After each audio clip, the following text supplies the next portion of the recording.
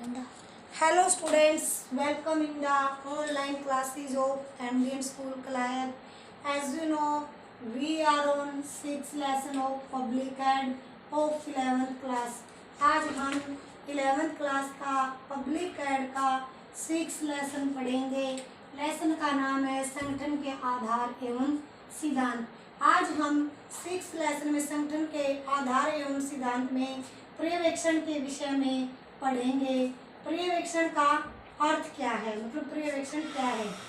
पर्यवेक्षण को अंग्रेजी में क्या कहते हैं, सुपरविजन कहते हैं, जो कि दो शब्दों से सुपर और विजन से मिलकर, सुपर प्लस विजन से मिलकर बना है। क्या, सुपरविजन।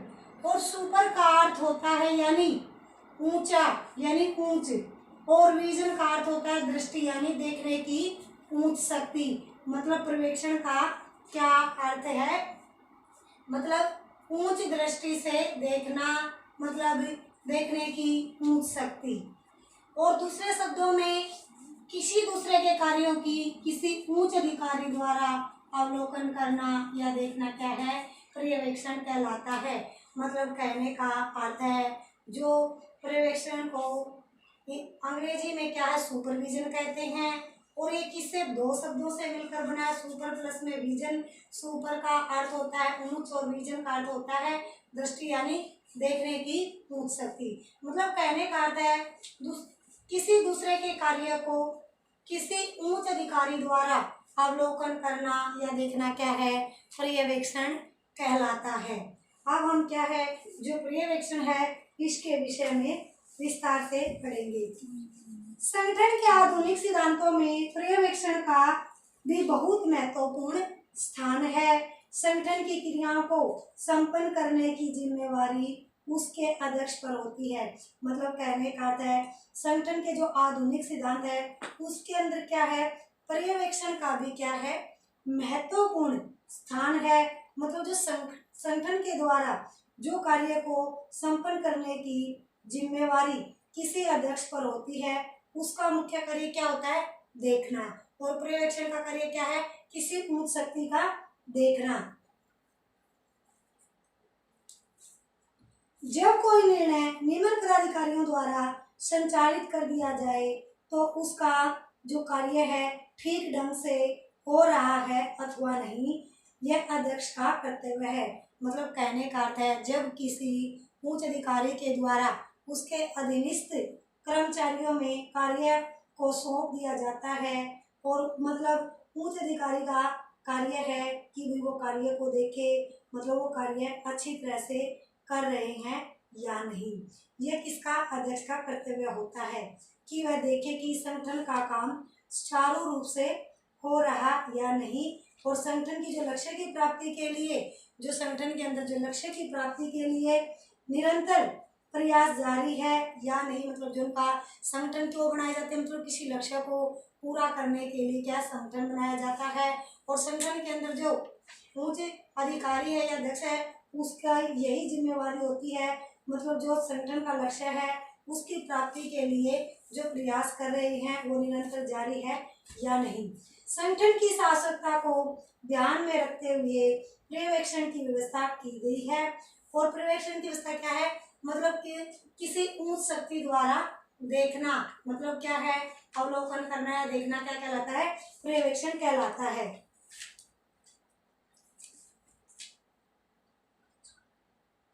और किसी भी संगठन की पर्यवेक्षण की क्रिया क्या है, निरंतर चलने वाली क्रिया, क्योंकि हम किसी भी कार्य को करते हैं, मतलब किसी भी अधिकारी द्वारा उसके अधीनस्थ कर्मचारियों को वो कार्य सौंपा जाता है, तो उच्च अधिकारी क्या है, उस कार्य को देखता है और उसका अवलोकन करता है। और यही है कि पर्यवेक्षण की क्रिया के अभाव में किसी भी संगठन का व्यवस्थित संचालन असंभव है। कहने का अर्थ है, किसी की संगठन के अंदर पर्यवेक्षण का अभाव है तो वह क्या है, संगठन का व्यवस्थित संचालन क्या है, असंभव है। पर्यवेक्षण के बिना क्या है, संगठन का जो देखने का कार्य है क्या है, वो असंभव है। यह तो हमने क्या है, जो पर्यवेक्षण है उसके विषय में पढ़ा। अब हम क्या है, जो पर्यवेक्षण के लक्ष्य है उसके विषय में पढ़ेंगे। संगठन के विभिन्न भागों के बीच समन्वय स्थापित करना, मतलब जो पर्यवेक्षण का क्या लक्ष्य है, मतलब जो संगठन के जितने भी विभाग हैं उसके अंदर जितने भी कर्मचारी हैं, मतलब जो उच्च अधिकारी को क्या उसके घनिष्ठ कर्मचारी है उनके बीच क्या समन्वय यानी तालमेल स्थापित करना। और दूसरा है यह देखना है कि संगठन का प्रत्येक भाग योजना द्वारा सौंपे गए कार्य को कर रहा है या नहीं। मतलब कहने का अर्थ है जो संगठन का जो प्रत्येक भाग है मतलब योजना बनाकर वो जो कार्य को पूरा कर रहा है या नहीं। और उपयुक्त उद्देश्यों के अतिरिक्त नीति निर्धारण के लिए, कार्यक्रम की रचना के लिए, बजट निर्माण के लिए, अधीनस्थ कर्मचारियों को उचित सलाह तथा निर्देशन देने के लिए, मतलब कहने का अर्थ है इसके उपयुक्त उद्देश्य क्या है, मतलब जो नीति निर्धारण करना, मतलब कैसे कार्यक्रमों की रचना करना, मतलब कैसे कार्य करना, और मतलब भी बजट का निर्माण करना, मतलब इसके अंदर कितने पैसे लगेंगे, मतलब इसके अंदर जो जो बजट है मतलब इसके अंदर जो भी मतलब जो खर्च है, जो कर्मचारियों का वेतन देना जो भी है ये सब इसके अंदर क्या है बजट का निर्माण करना। और जिसके अधीनस्थ कर्मचारी हैं उनको उचित सलाह देना और निर्देशन देना। और कर्मचारियों में क्या है सतर्कता और उत्तरदायित्व की मतलब जिम्मेदारी की भावना बढ़ाने के लिए पर्यवेक्षण के सिद्धांत की नितांत मतलब जरूरी आवश्यकता है। ये तो क्या थे जो हमारे पर्यवेक्षण के लक्ष्य हैं उसके विषय में पढ़ा। अब हम क्या है जो हमारा पर्यवेक्षण के तरीके हैं या ढंग है उसके विषय में पढ़ेंगे। पर्यवेक्षण के जो तरीके हैं या ढंग है उसके विषय में पढ़ेंगे। मतलब क्या है जो पर्यवेक्षण के 6 तरीके हैं उसके विषय में हम विस्तार पूर्वक पढ़ेंगे। परियोजनाओं की पूर्व स्वीकृति, मतलब जो परियोजनाओं की पूर्व स्वीकृति मतलब जो योजना बनाई जाती है उसमें पूर्ण रूप से स्वीकृति। संगठन के किसी कार्य का पर्यवेक्षण करने से पहले पर्यवेक्षक को पूर्व स्वीकृति प्राप्त होनी चाहिए। मतलब कहने का अर्थ है जब संगठन का किसी भी कार्य को पर्यवेक्षण करना मतलब देखना, जांच पड़ताल करना, मतलब उसको पूरी स्वीकृति होनी चाहिए। किसकी? पर्यवेक्षक को, मतलब अध्यक्ष को, उच्च अधिकारी को। और पूर्व स्वीकृति लेने से योजना में क्या है लचीलापन आ जाता है। मतलब पूर्ण रूप से स्वीकृति मिलने के बाद क्या है योजना में लचीलापन आ जाता है और त्रुटियों को ठीक करने की गुंजाइश भी रहती है। कहने का अर्थ है योजना के द्वारा जो हम कार्य करते हैं उसके अंदर जो त्रुटि आती है, जो समस्या आती है, हम योजना के द्वारा उसको उन समस्याओं को अच्छे से क्या है समाधान कर लेते हैं और उसके अंदर जो त्रुटियां होती हैं उसको क्या है ठीक करने की गुंजाइश भी रहती है। किसके अंदर? पर्यवेक्षण के अंदर। हालांकि अनावश्यक पूर्व स्वीकृति से प्रशासन में लाल फीताशाही की वृद्धि होती है। मतलब क्या है जो अनावश्यक मतलब पूर्व स्वीकृति से मतलब पहले क्या पूर्व स्वीकृति से प्रशासन के अंदर क्या है जो मैंने पहले लाल फीताशाही के विषय बताया था उसमें क्या है वृद्धि होती है। और भारत में परियोजनाओं के क्रियान्वित कार्य करने से पूर्व विभाग अध्यक्षों के अतिरिक्त वित्त मंत्रालय की भी पूर्व स्वीकृति ली जाती है। मतलब कहने का अर्थ है भारत के अंदर जो भी परियोजनाएं हैं जिन परियोजनाओं पर हम कार्य करते हैं मतलब कार्य करने के लिए पूर्व जो विभाग अध्यक्ष के अतिरिक्त अन्य क्या है जो वित्त मंत्रालय से भी क्या है स्वीकृति ली जाती है, मतलब उन योजनाओं को पूरा करने के लिए। अब हम क्या है सेकंड पढ़ेंगे सेवा स्तर पर मानदंड की घोषणा। सेवा स्तर का अर्थ है कि सेवा के बारे में कुछ मानदंड, मापक या उद्देश्य पूर्व निर्धारित कर लिए जाते हैं। मतलब सेवा स्तर के अंदर क्या है जो सेवा के बारे में कुछ मानदंड है, मापक है या उद्देश्य है वो पहले ही क्या निर्धारित कर लिए जाते हैं। पर्यवेक्षण के दौरान ये देखा जाता है कि क्या संगठन इन मानदंडों के अनुसार कार्य कर रहा है या नहीं। उदाहरण के लिए एक स्कूल या कॉलेज में विद्यार्थियों का पास प्रतिशत, अनुशासन, अध्यापकों का मनोबल, पढ़ाने में निपुणता तथा खेल कूद एवं सांस्कृतिक गतिविधियों में योगदान आदि उसकी सेवाओं का जो मानदंड हो सकता है यह तय कठिन कार्य है। मतलब कहने का अर्थ है जो पर्यवेक्षण के अंदर क्या है, जो कार्य कर रहे हैं, मतलब उनके लिए जो कार्य निर्धारित किया गया है वो अच्छे से कर रहे हैं या नहीं। मतलब क्या है, ये संगठन के अनुसार ये कार्य मतलब हो रहा है या नहीं। मतलब उदाहरण के तौर पर हम लेते हैं कोई स्कूल या कोई कॉलेज, उसके अंदर जो विद्यार्थियों का है क्या है, पास प्रतिशत, मतलब कितने विद्यार्थी मतलब इसके अंदर मतलब जो है उत्तीर्ण है, मतलब अनुशासन में रहना, और अध्यापकों का जो मनोबल है, और अध्यापकों को जो पढ़ाने के अंदर निपुणता है, खेल कूद, जो संस्कृति आदि गतिविधियों का योगदान, ये सब क्या है, ये उनकी सेवाओं का क्या है, मानदंड हो सकता है, और जो ये अत्यंत कठिन कार्य है। अब हम क्या है, जो हमारा कार्यों की व्यापकता पर बजट संबंधी सीमाएं। बजट के पर्यवेक्षण का एक प्रभावशाली साधन है, मतलब बजट क्या है, जो पर्यवेक्षण के अंदर एक प्रभावशाली साधन है, क्योंकि इसके पर्यवेक्षक यह निश्चित करता है कि क्या क्या संबंधित इकाई ने बजट की सीमा में रहकर ही खर्च किया है। मतलब कहने का अर्थ है जो पर्यवेक्षण के अंदर जो बजट है एक प्रभावशाली साधन है, जो पर्यवेक्षक है, अध्यक्ष है, अधिकारी है, जो देखता है कि मतलब जो संगठन संबंधी जो इकाई है उन्होंने बजट की सीमा में रहकर कार्य किया है, बजट की सीमा में रहकर खर्च किया है या इससे अधिक खर्च किया। मतलब क्या है, इसके अंदर पहले से ही बजट बना लिया जाता है और भी इसके अंदर देखते हैं भी जो बजट बनाया गया है उसके अनुसार ही खर्च किया है या इससे ज़्यादा। और बजट में कई बार समय की सीमा भी लांघ दी जाती है। मतलब क्या, बजट के अंदर क्या है, मतलब जो सीमा निर्धारित कर जाती है, मतलब इस सीमा तक जो बजट बनाया गया है, इस सीमा तक जो संगठन के अंदर जो कार्य हमारा लक्ष्य है वो पूरा हो जाना चाहिए। क्षेत्रीय एजेंसियों को उपबंधों की सीमाओं के अंदर रहकर ही कार्य करना पड़ता है। मतलब जो एजेंसियां हैं वो क्या, उनको सीमाओं के अंदर ही रहकर कार्य करना पड़ता है जो उनके लिए उपबंध बनाए गए हैं। इस प्रकार उच्च अधिकारियों का अधीनस्थ अधिकारियों तथा क्षेत्रीय एजेंसियों पर नियंत्रण प्रभावशाली हो जाता है। कहने का अर्थ है मतलब पर्यवेक्षण संगठन के अंदर क्या है, जो उच्च अधिकारियों के नियंत्रण में रहकर जो अधीनस्थ कर्मचारी हैं या क्षेत्रीय एजेंसियां हैं उन पर उनका नियंत्रण प्रभावशाली हो जाता है। किसका, उच्च अधिकारी का, क्योंकि इन एजेंसियों को अपनी इच्छा अनुसार धन व्यय करने की स्वतंत्रता प्राप्त नहीं होती। मतलब जो एजेंसियां हैं इनको अपनी इच्छा अनुसार मतलब अपनी मनमर्जी से क्या है, धन खर्च करने की स्वतंत्रता प्राप्त नहीं होती, क्योंकि ये सब क्या है, उच्च अधिकारी के नियंत्रण में रहकर कार्य करती हैं। और मतलब इसका किसका प्रभाव रहता है, इन पर उच्च अधिकारी का प्रभाव रहता है। जो क्षेत्रीय एजेंसियां हैं और जो इनके अधीनस्थ अधिकारी हैं इन पर उच्च अधिकारी का नियंत्रण रहता है। अब हमारा नेक्स्ट है आधारभूत अधीनस्थ कर्मचारी वर्ग का अनुमोदन। सरकार के भिन्न भिन्न विभागों में भर्ती करने की स्वीकृति मुख्य कार्यपालिका द्वारा दी जाती है।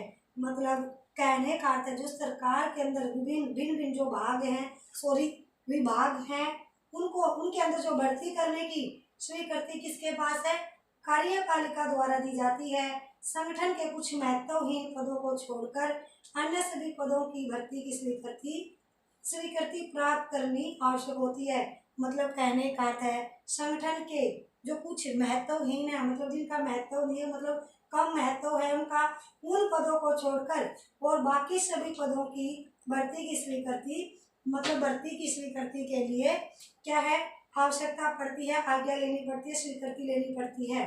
और प्राय सभी देशों में कर्मचारियों की भर्ती का जो कार्य है लोक सेवा आयोग द्वारा ही किया जाता है। मतलब जो सभी देशों में जो कर्मचारियों की जो भर्ती का कार्य है किसके द्वारा, जो लोक सेवा आयोग द्वारा ही ये कार्य किया जाता है। कौन सा, कर्मचारियों की भर्ती का कार्य।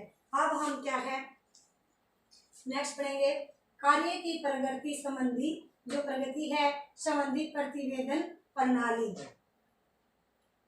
पर्यवेक्षण करते समय विभिन्न इकाइयों द्वारा अपनी गतिविधियों एवं क्रियाकलापों द्वारा भेजी गई रिपोर्टों का जो रिपोर्ट है उनका अध्ययन किया जाता है। मतलब कहने का अर्थ है जो संगठन के अंदर पर्यवेक्षण करते समय जो विभिन्न इकाइयों द्वारा जो उन्होंने जो कार्य किए हैं अपनी गतिविधियों के अनुसार, जो उन्होंने रिपोर्टें भेजी हैं उनका क्या अध्ययन किया जाता है, उन रिपोर्टों का अध्ययन किया जाता है, उनको पढ़ा जाता है। और संगठन की भिन्न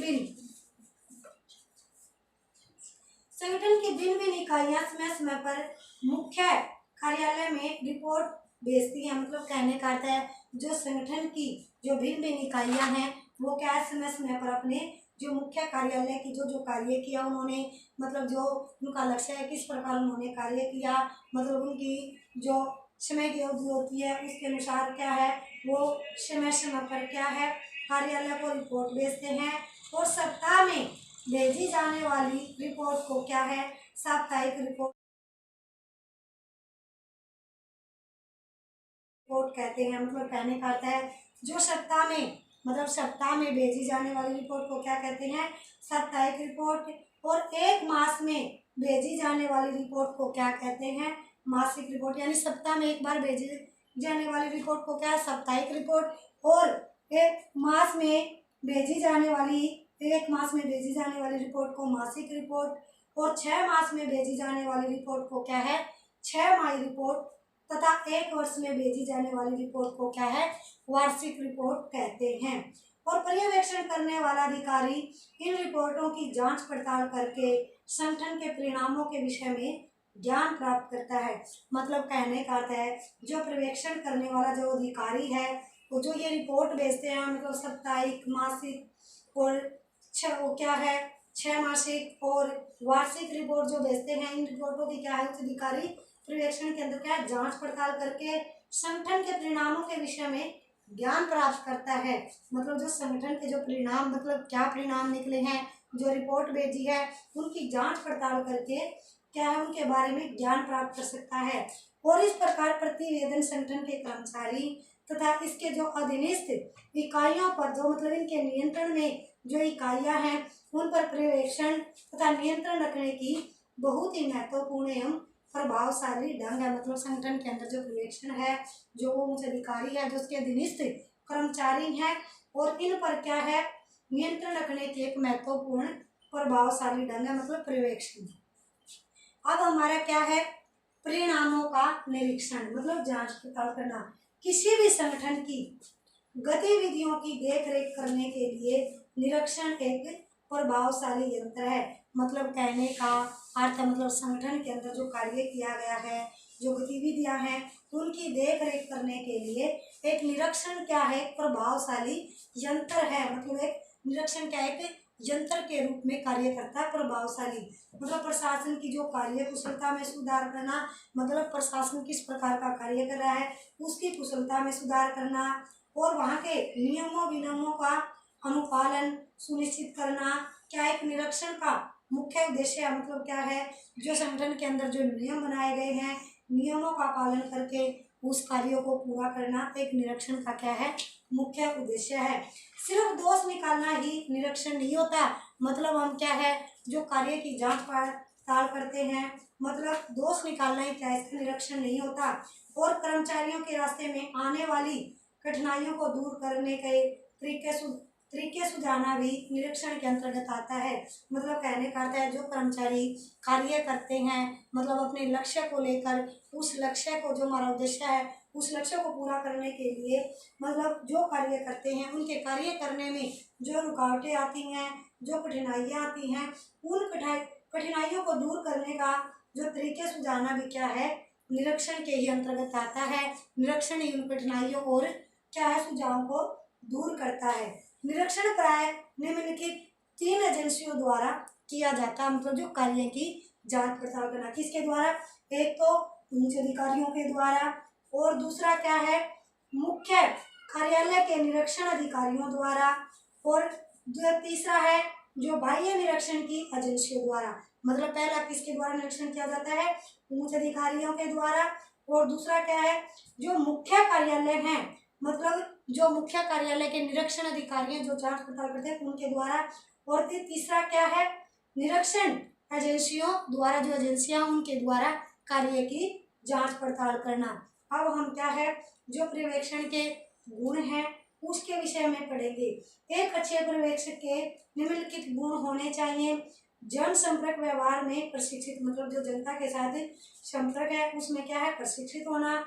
और कार्य की विषय वस्तु का, जो कार्य के बारे में जो हम कार्य कर रहे हैं उसके बारे में, उसकी विषय वस्तु का हमें ज्ञान होना। अच्छी शैक्षणिक योग्यताएं, मतलब इसके अंदर क्या है, अच्छी शैक्षणिक योग्यताएं होना। और कार्य को क्या है, प्रेम से करना। और कर्मचारियों के जो काम को समझने की योग्यता, जो कर्मचारियों का काम है, जो काम करते हैं उनको समझने की योग्यता। और साहस और सहनशीलता से कार्य करना। चरित्रवान, इसमें प्रवेशन के गुण है ये। और प्रशासकीय योग्यताएं, भावनात्मक नियंत्रण, निष्पक्षता एवं ईमानदारी से कार्य करना। अतः पर्यवेक्षक के उपयुक्त गुणों एवं पर्यवेक्षण के सिद्धांत की सफलता पर भी निर्भर करते हैं। आज हमने क्या है, पर्यवेक्षण के विषय में पढ़ा और आज हम यहीं तक पढ़ेंगे। जो टॉपिक मैंने आपको पढ़ाया है आप उस टॉपिक को कॉपी पर राइट करोगे और लर्न करोगे। Thank you students, have a nice day. घर पर रहें, सुरक्षित रहें।